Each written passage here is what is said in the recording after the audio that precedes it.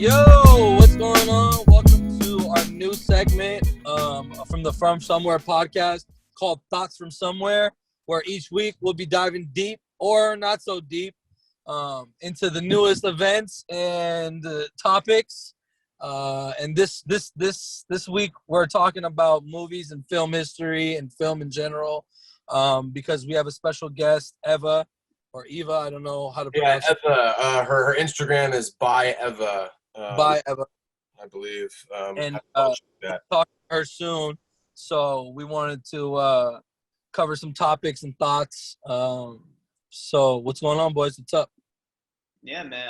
I've personally just been thinking about a bunch of different movies since we last spoke. How we talked about like the evolution of movies and like the evolution of filmmaking. Yep. So recently, I've just been thinking about like one of my favorite movies. Which there's a good amount. I'm not really a movie goer per se. Yeah. But there is one movie that has always caught me, and I've seen probably like 10, 15 times. Yeah. And that's Inception. You guys have both probably seen that movie, but I have seen it maybe like 10 to 15 times. And each time at the end of it, I'm still pissed off. Like, I'm just like, what the fuck, man? Like, what just happened? And I've seen it. I've broken that movie down, but that's a movie for me that has. You can, you know. It's so funny. So players, bro. It's so funny because that movie is like notoriously one of the most like difficult movies to follow. Like there's like a meme around that like Leonardo DiCaprio like has no idea what that movie's about still. Well, I mean, Tenet, that new movie that just came out by Christopher Nolan. All of his movies are pretty fucking, you know, in depth and deep and has so many different layers to it. And I mean, especially if you're lit watching those movies, good luck. You know what I mean? Yeah. Good luck following along. Yeah. Here's the thing about Christopher Nolan's films. So I've seen every single one of Christopher Nolan's films. He's my favorite director of all time. I haven't seen Tenet yet. I'm waiting to watch that movie. Good luck, bro. Thank you. Fucks you up. Yeah, I know. But here's the thing about Christopher Nolan. Even like the Batman films too. Christopher Nolan. Have you guys seen that staircase, the never-ending staircase? Yeah. You guys know what I'm talking about? How it like never ends. It's It's like an Okay. optical illusion. That's how Christopher Nolan does his films. You start where you end. Yeah. That's Like the chicken or very, the egg? Are you talking about like the chicken or the egg? Like you don't know when the start is, when the end is? Well, it all comes back in a circle, is what I'm trying to say. In all his films. Like his first film, Memento. I don't know if you guys have seen that movie, Memento. I saw it years ago. Yeah, but that movie goes backwards, right? But where it begins is where the movie ends. Interesting. a popular way of telling a story, you know, if you're like trying to write a screenplay or something, like a very popular way for directors and writers to make a movie like either make sense or have it be kind of like a whoa moment is to begin where you end. You start with the same shot that you end, essentially. Yeah. By the way, Eva's Instagram is by Eva Luna, and it's BYE VAALUNA, and her name is Eva Glasbeek, and her boyfriend's going to be coming tomorrow as well. He's an actor in England, and so we're going to have both of them on. So it's going to be interesting because they did that short film together. But anyway, that's an awesome director to be following, and movies to watch because, and also I think it's you know, everybody has a favorite movie. Like they associate their favorite movies with either, you know, if you're a film buff, you know, or you just like movies in general, you what? All day. I watch movies all day. Oh yeah. Well, you know, some people associate their favorite movies with the actors that are in it, that play it. Some people are interested in the writers. Some people are interested in the producers. Some people are interested in you know, the directors. So, you know, everybody's taste in their favorite movies, you know, varies, and it's interesting to see like everybody's different opinion on it. And yeah. But what I have to say my favorite movie of all time. I mean, it's either the second Godfather or A Bronx Tale. And I honestly just want to say A Bronx Tale just because, I mean, that movie has taught me so many life lessons. I mean, you have the movies that are just like, you know, King Kong versus Godzilla, which is just like, you know, shit show, fucking big shit. epic battle, like yeah, epic battles and stuff. Yeah. I mean, but then, talk about epic battle. I mean, if I'm going to watch an epic battle movie, I'm watching Gladiator. I'm watching Last Samurai. I'm watching those, Saving Private Ryan. Those are like staples in epic battle scenes. But like for me, like a Bronx Tale taught me so much in life. You know what I mean? So many life lessons where it's like, it's funny. You're saying, oh, you're learning that from a movie. But yeah, I learned that in a movie. You know what I mean? And it taught, like, there are certain things that I live by from that movie. You know what I mean? So I feel like if it can leave that lasting impression on you, that's my favorite movie. Yeah, 100%.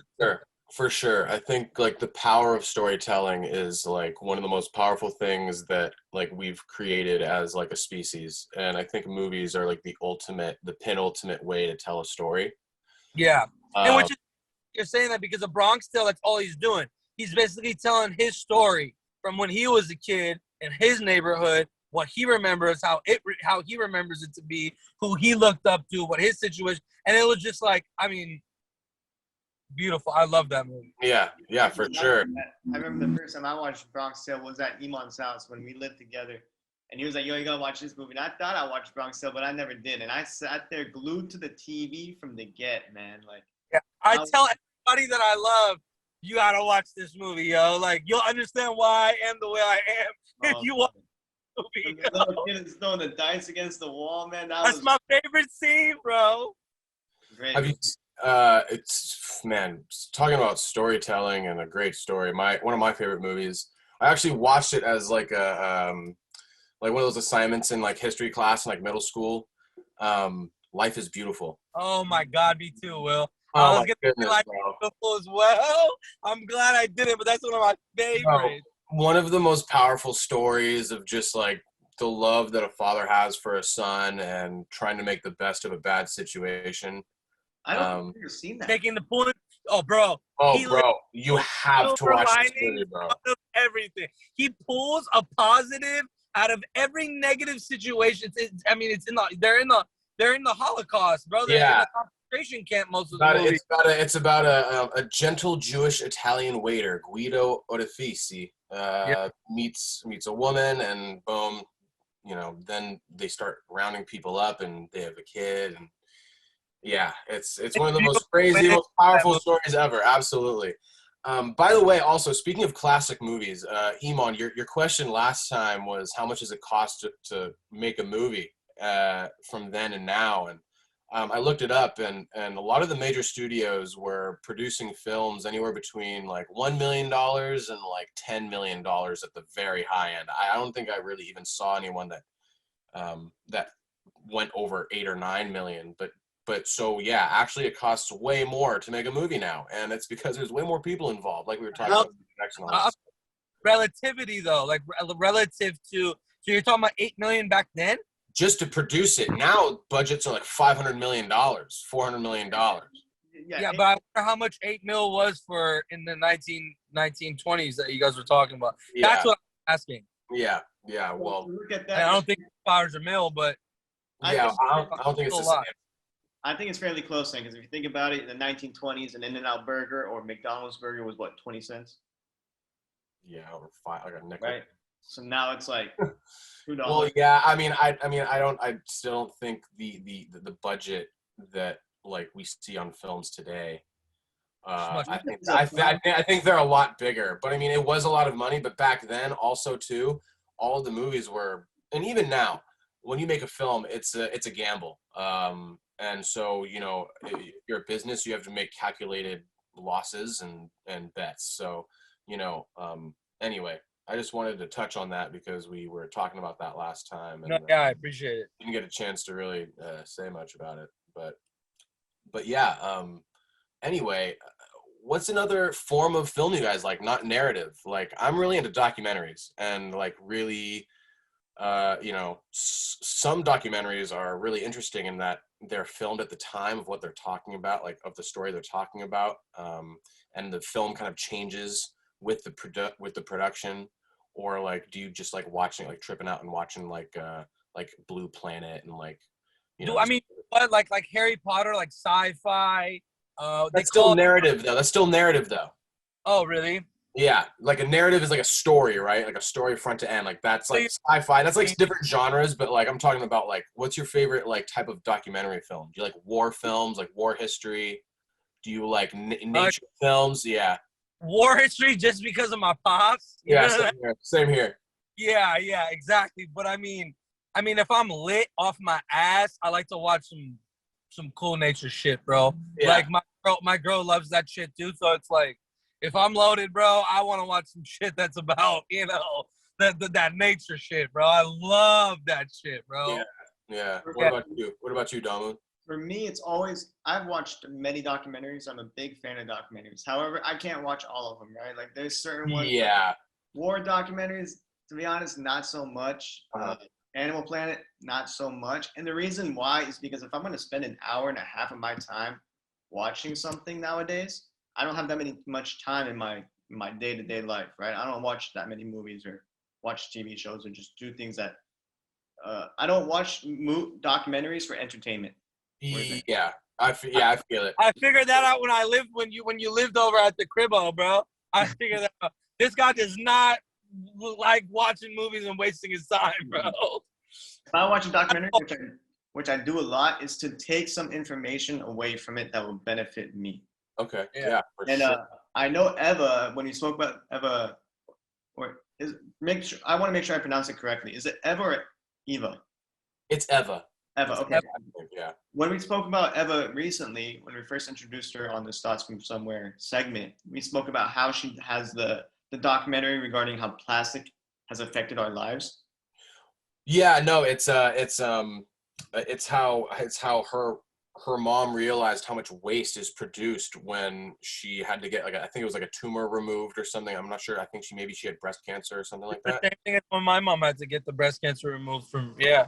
And so the film, and I'll send it to you guys later. So when we talk to her tomorrow, you guys will know what we're talking about. But it's a beautiful piece of, and they kind of like put like all of the waste in a mosaic, and her mom is kind of laying in the middle of it, and it's beautiful, but it's also like an alarming thing because how many surgeries are there being performed every day maybe in the United States, thousands of surgeries a day, and like all this plastic waste and material from the surgery, whether it's like the scalpels or the masks and the gowns and all that stuff. Kind of like a double-edged sword though, because on one end you're saving someone's life, and on the other we're destroying our planet. world, the planet. Sure. Yeah, for sure. And I think one of the most important things and aspects about writing a documentary is how you frame an issue. So framing, when I say framing, like if you want to talk about pollution or global warming, instead of saying, "Oh, it's bad, you should work on personal consumption and watch your carbon footprint and restrict your doing this and that." No, let's frame the story in like how this might affect your child as a parent. Maybe tell the story through the eyes of a child, or someone raising a child in a world with all this stuff going on. So yeah, I mean, there's different ways to get the viewer to kind of look at the situation or the message you're trying to tell. I think one of the big things that we're seeing now, like on Netflix, is we're seeing a lot of these like Seaspiracy, Cowspiracy, kind of like these alarmist documentaries that are trying to get us to like. Well, I mean, they work because they're everyone can relate to it. Yeah. This isn't a Persian thing. This isn't a white people thing. This isn't a black people thing. This is all of us. This isn't all of us. Exactly. And so it's like that's why they're so alarming at such a high rate, because it's like, well, the fucking tsunami is not gonna be it's not gonna be a racist tsunami, bro. Yeah. The earth, that's not what it's about, bro. They don't look at the Mother Nature doesn't look at that shit. You know what I mean? And the sooner we realize that as a whole, the sooner the planet's going to be able to heal, and hopefully humans are able to heal. Maybe all the cancers and all these things that, you know, that are formed in our bodies, you know, aren't gonna happen if we take care of the plant that we live in. Mhm. You know what I mean? And that's a long shot. That's me saying, you know, shooting a long shot, but you know, you miss 100% of the shots you don't take. And I feel like as in humanity as a whole, you know, people like Eva, you know, and people like us, what we're doing right now, trying to spread awareness, trying to make the only way, maybe that's the way she knows how to do it best, and she's doing it. Yeah, you know what I mean? sure. That's why I'm interested in having her on and talking to her and her boyfriend, because they're movers and shakers in their area of the world. You know what I mean? So it's like when we could connect, and now because of Zoom and the FaceTime and technology, we're able to do that and able to hear people out and shed light on these things and spread more awareness. So I'm really excited to talk to them and see what they've been doing, you know, for humanity. For sure, man. Yeah, I like that, man. What were you gonna say, Nolan? Going off on a tangent, just real quick. I know we like to keep these things short, but just on a tangent, it's always like these documentaries, like you mentioned, that affects people, that makes them change. Because think about like the documentary we've all seen in like high school, Super Size Me. Yeah. Yep. Think about how many people stopped eating McDonald's and fast food because of that. Yeah, I I'm not saying mean, everybody stopped. I'm not saying that, of course. yeah. No, but even if you change even a 1%, you know what I mean? You're making a change right there. Yeah. Yeah, I mean, it's That's important. what you're saying. At the end of the day, even if you're changing that 1%, it's 1% still. You're 1% to the positive of changing something. And it's like what you just said is very true. It rings true to me, at least, because we watch Cowspiracy, and my girl is a huge animal lover, like big time. And it's like she always wanted to go either vegetarian or vegan, and she went vegetarian after that. It's been like a month and a half. And, you know, she's working her way in to become vegan. She loves cheese, but, you know, it is what it is. She's trying. But it's like what you're saying is it takes these films, these documentaries, in order to capture really what's going on. And even if it doesn't affect 99% of people, but it affects 1%, the more of these that are coming out, the more it's going to hit. You know what I mean? You're going to stop missing so many of the time. So I agree, man. Yeah, for sure. I'm excited to talk to her. Yeah, for sure. I think she's I think she's got a really interesting piece of what it's called environmental communication. Is trying to get that point across to the public about these issues that, you know, are kind of abstract to us anyway on a day-to-day basis. But yeah, it's really going to be interesting to talk to her and Elliott. His name's Elliott Rogers, her boyfriend. He does a bunch of funny impressions and stuff, and you know. nice. But anyway, yeah. So yeah, I mean, this was a great talk, guys. I like this one. Yep. I like this one a lot too. All right, fellas. We'll connect again soon. Peace. Take care.